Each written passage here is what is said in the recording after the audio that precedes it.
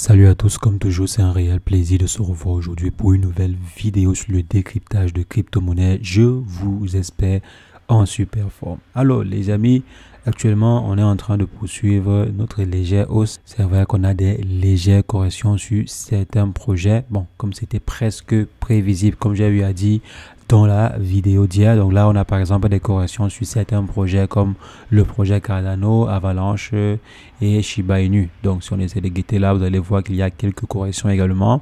Même le Bitcoin a légèrement corrigé. Donc on est à 0,43% de correction et 0,84% de correction. Donc on se rappelle que cette hausse a principalement été initié par la bonne nouvelle autour de la probable approbation des ETF ETH. Donc d'ici quelques jours, voire quelques semaines, il est possible que l'on voit apparaître ou bien que la SEC approuve l'émission des ETF ETH comme cela avait été le cas pour les ETF Bitcoin. Donc en plus de ceci, il y a également des informations assez intéressantes qui pourraient faire bouger le marché d'ici là. Donc c'est ce qu'on va essayer de décortiquer ensemble dans cette vidéo. Si jamais c'est la première fois que vous passez par ici, régulièrement nous faisons de superbes vidéos sur le décryptage de crypto-monnaies. Donc si cette thématique vous intéresse, n'hésitez pas.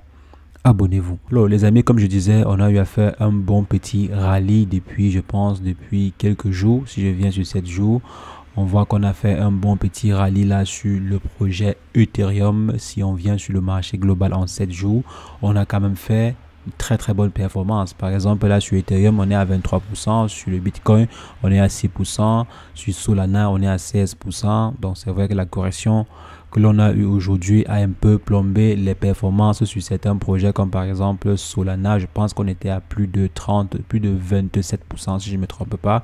Mais néanmoins, on assiste là à de très bonnes performances depuis à peu près 7 jours. Donc 16% ici sur Avalanche, 5% sur le Shiba Inu et de façon grosso modo, on est à une bonne performance sur 7 jours. Donc ceci est dû aux différentes informations que l'on a eu à voir ou bien à aborder sur la chaîne il y a quelques jours.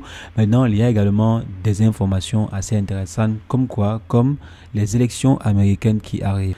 On sait déjà qu'il y a un candidat très favorable aux crypto-monnaies et un candidat qui a beaucoup de chances de gagner des élections américaines. Donc plusieurs pronostics mettent Donald Trump à l'avant par rapport à Joe Biden. Mais bon, on n'a pas encore de confirmation, rien n'est certain, rien n'est définitif concernant cela. Bien sûr, c'est à la fin d'année, après les votes des Américains, qu'on aura la décision finale. Mais il y a une bonne information qui nous est parvenue des États-Unis. Donc apparemment, Donald Trump accepte déjà des paiements ou bien des cadeaux en crypto-monnaie. C'est vrai que, bon, moi personnellement, je pensais qu'il acceptait déjà. Donc l'information est parvenue auprès des journaux ce matin-ci, donc raison pour laquelle il y a des gros titres un peu de partout sur les journaux crypto.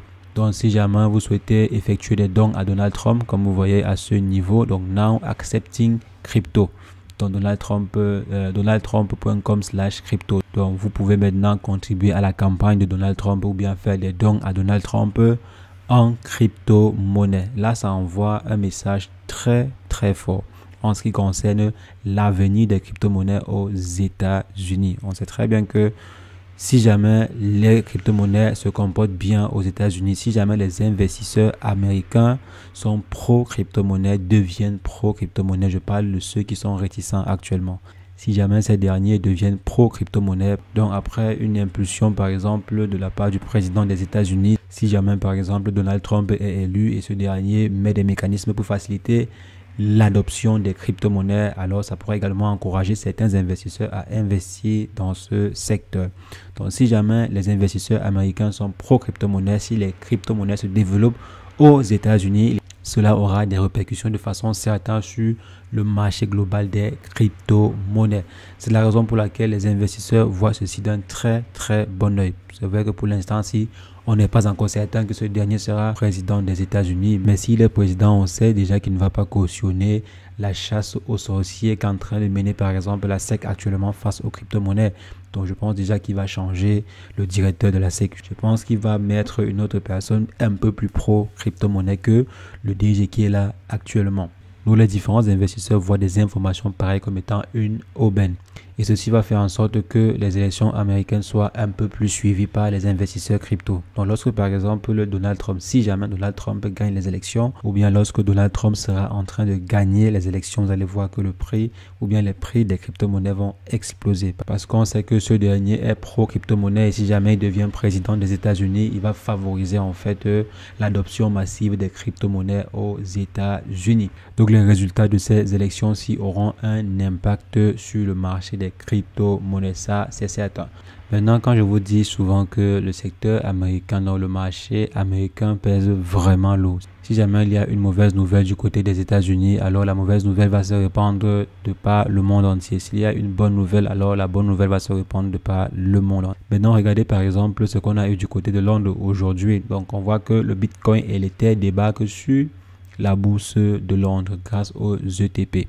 Donc le listing du Bitcoin et de l'Ethereum à travers les ETP sur le marché, sur la bourse de Londres n'a presque pas eu d'effet, disons, d'effet waouh quoi. Si on vient par exemple ici, on voit que le marché, il est plutôt lui en train de corriger. Donc l'information ci n'a pas eu un effet assez particulier sur le marché. Pourtant la bourse de Londres c'est la troisième bourse la plus cotée sur le marché, je pense, la troisième ou la quatrième bourse la plus cotée sur le marché. Donc il ne s'agit pas d'une simple bourse. Donc la cotation du Bitcoin et des ETH sur ce marché-ci n'a eu aucun effet. Mais bon, ce n'était pas également sorcier à deviner cela. Pourquoi? Parce que les Européens, quand je prends Européens, j'englobe également avec les Anglais.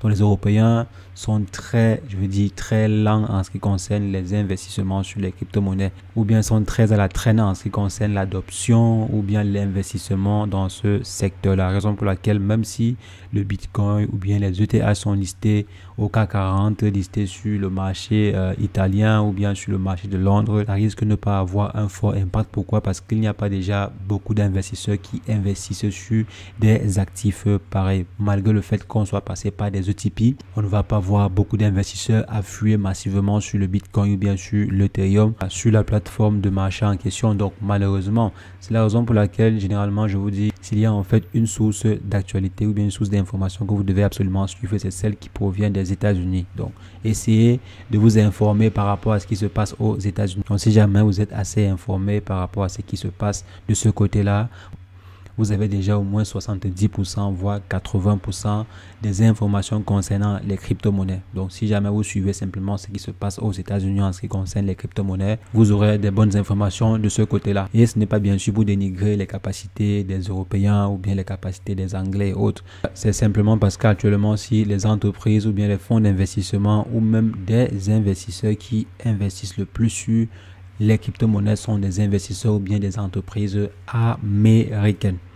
Malheureusement, si par exemple on voit le marché des crypto-monnaies peser près de 1000, je crois c'est 2580 milliards. Sur ces 2580 milliards, si on essaie de bien regarder, vous allez voir que plus de la moitié, voire même les 62% sont détenus par des investisseurs, entreprises ou fonds d'investissement américains.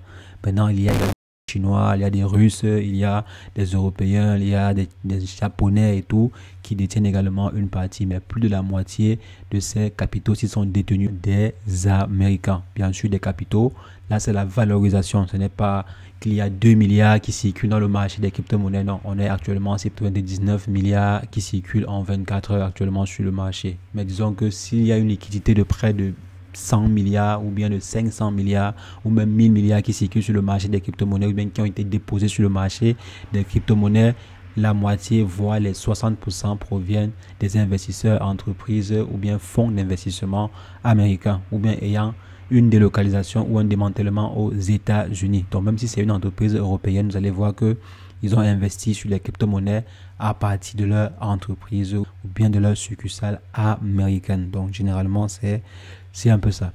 Malheureusement, on est très à la traîne en ce qui concerne les crypto-monnaies en Europe, en Afrique également et au Moyen-Orient, même en Asie. Donc on est un peu à la traîne par rapport bien sûr aux États-Unis. Donc les amis, voici quelques informations assez intéressantes qu'on pouvait se mettre là-dedans aujourd'hui. Suivez de très près ce qui pourrait se passer aux États-Unis pour avoir une information, même pour avoir un angle d'attaque sur le marché des crypto-monnaies. Tout ceci bien sûr c'est pour vous aider à mieux préparer ou bien à mieux adapter vos différentes stratégies sur le marché. Si par exemple vous avez une information qui vous permet de pouvoir anticiper une chute ou bien une croissance, alors vous pourrez mieux vous positionner ou bien vous repositionner sur le marché. Donc, c'est l'importance de s'actualiser régulièrement sur le secteur des crypto-monnaies. Donc, c'est ce que je voulais partager. On va se revoir très prochainement pour une nouvelle vidéo sur le décryptage de crypto-monnaies. Mais entre-temps, portez-vous bien. Ciao, ciao.